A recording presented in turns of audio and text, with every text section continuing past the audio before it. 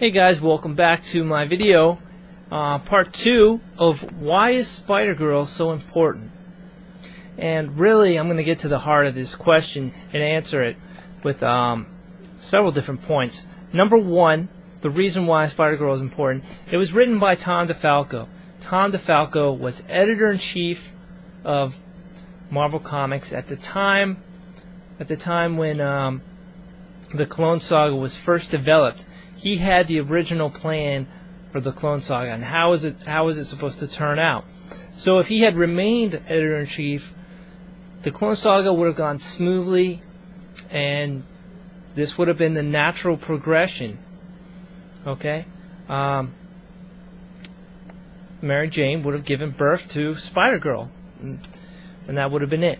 So that's reason number one. Reason number two is pretty much the same almost as reason number one. It's that Spider-Girl is the follow-up to the Clone Saga, or what was supposed to happen in the Clone Saga.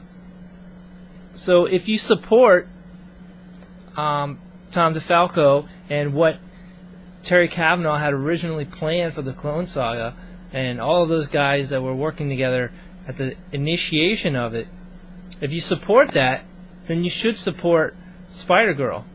And basically,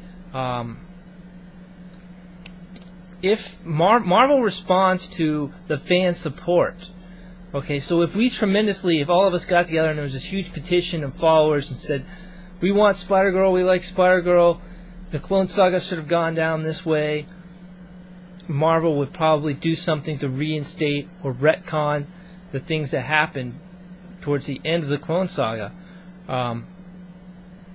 So that's another reason why Spidey-Girl is so important. What else? Let's see.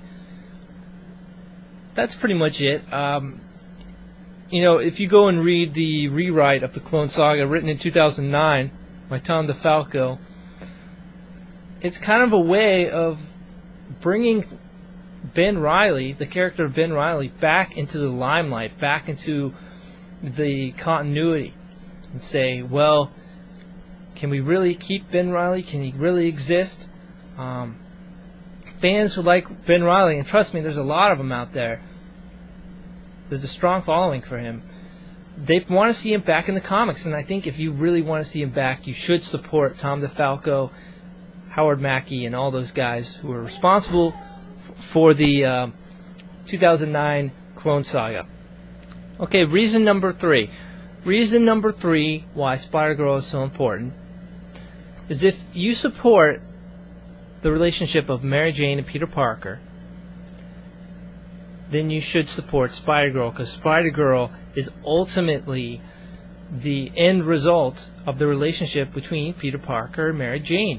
Peter Parker and Mary Jane live happily ever after together, married, and raise their daughter. Unlike in the Marvel 616 continuity, where Joe Quesada took over and they did that whole storyline, One More Day, Brand New Day, where Peter Parker and Mary Jane split. So if you're in favor of Mary Jane, if you like that character, if you want Peter Parker and Mary Jane to stay together, really you should support and should be in favor of the Amazing Spider-Girl continuity, right? You should be in favor of Tom DeFalco, because he is the originator of this whole story, this concept, basically, other than Terry Cavanaugh, who came up with the Clone Saga. It was Tom DeFalco's idea to have Mary Jane become pregnant and have a child. And in the rewrite of the Clone Saga from 2009, that's exactly what happens. Mary Jane and Peter Parker are together, and they have this baby. And you have to wonder and say, well, if they were together at the end of that Clone Saga, and they had the baby, that's a reason for them to stay together. So they would have never separated if they had this child to raise together. So that whole thing about One More Day, Brand New Day, that can all be washed out, gotten rid of, forgotten, tossed aside, whatever. If you really hate that story, if you really are against the idea of Mary Jane and Peter Parker splitting, then you have to show your support for Spider-Girl and Tom DeFalco and Howard Mackie, who pretty much wrote the story together and said this is the way it should have been. So, if you're in favor of Mary Jane and Peter Parker together, what can you do? What can you possibly do to influence Marvel to try and get them back together? Well, here's exactly what you can do.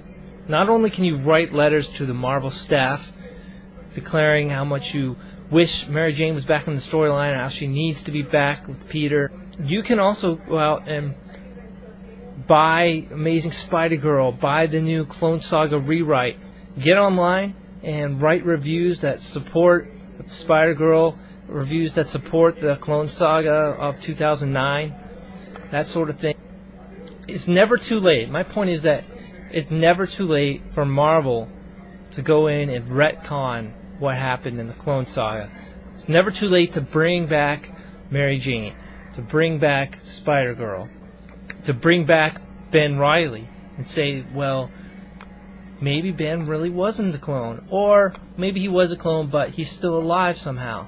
It's always possible, and all you have to do is voice your opinion. Get out there and write blogs, write anything. Just get Marvel's attention and say, we as fans are demanding this.